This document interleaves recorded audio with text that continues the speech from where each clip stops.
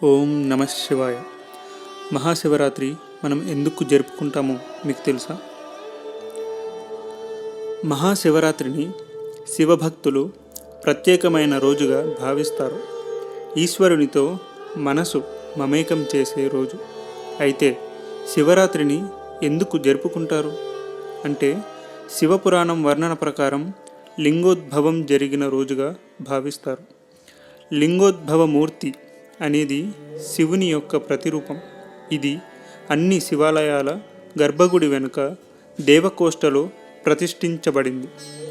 లింగోద్భవ కథ ఏమిటంటే, కూర్మపురాణం, వాయుపురాణం మరియు శివపురాణాలలో చెప్పినట్లుగా శివుని మూలాలను కనుగొనడానికి విష్ణువు మరియు బ్రహ్మ చేసిన ప్రయత్నాలు.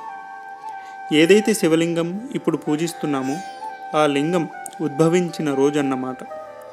ఒకనాడు ఋషులు సూత మహామునిని ఇలా ప్రశ్నిస్తారు: ఇతర ఏ దేవతలకు లేని లింగ పూజలు కేవలం మహేశ్వరునికి మాత్రమే ఎందుకు?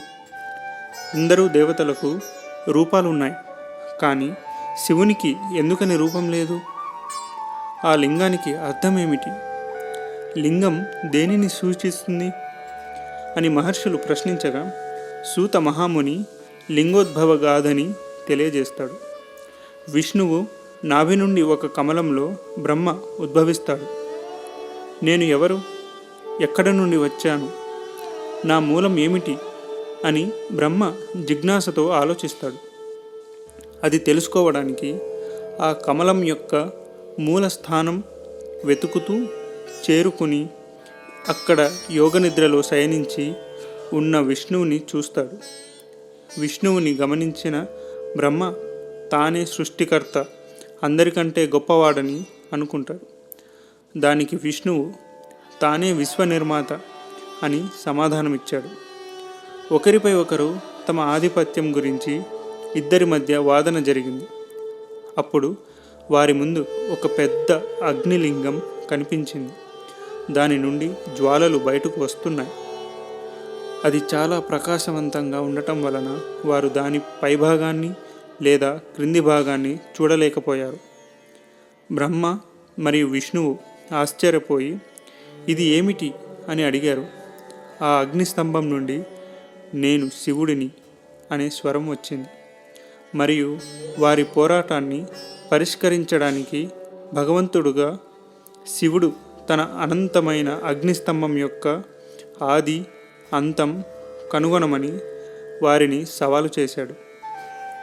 అగ్నిలింగ మాటలు విన్న బ్రహ్మ గండరూపం ధరించి పైకి వెళ్ళాడు, మరియు విష్ణువు వరాహ రూపం ధరించి క్రిందికి వెళ్ళాడు. బ్రహ్మ లేదా విష్ణువు ఇద్దరూ శివుని అగ్నిస్తంభం యొక్క ప్రారంభం లేదా ముగింపును కనుగొనలేకపోయారు. ఆ విధంగా వారు తమ ఓటమిని అంగీకరించి శివుని ముందు నమస్కరించి వినయంగా లింగాన్ని పూజించి శివుడిని పరమసత్యంగా అంగీకరించారు.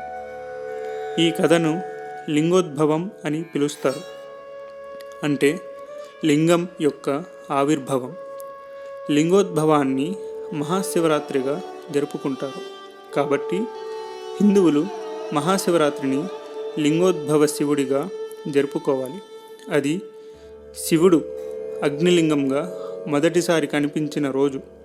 మరియు ఈ రోజున బ్రహ్మ, విష్ణువు శివుడిని మరియు శివలింగాన్ని పూజిస్తారు. ఓం నమ శివాయ. హర హర మహాదేవ శంభో శంకర.